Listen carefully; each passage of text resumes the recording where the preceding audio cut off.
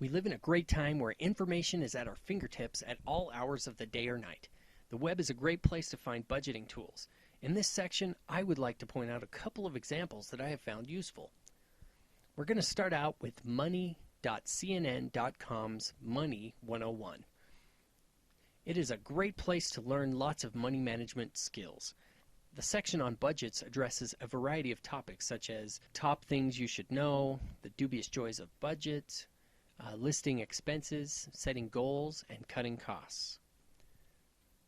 TheBeehive.org is yet another great website dedicated to helping us with our finances and many other facets of our family life.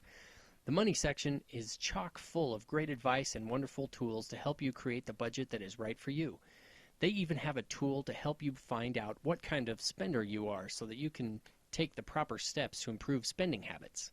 GettingFinancesDone.com teaches couples and individuals how to achieve anxiety-free financial control.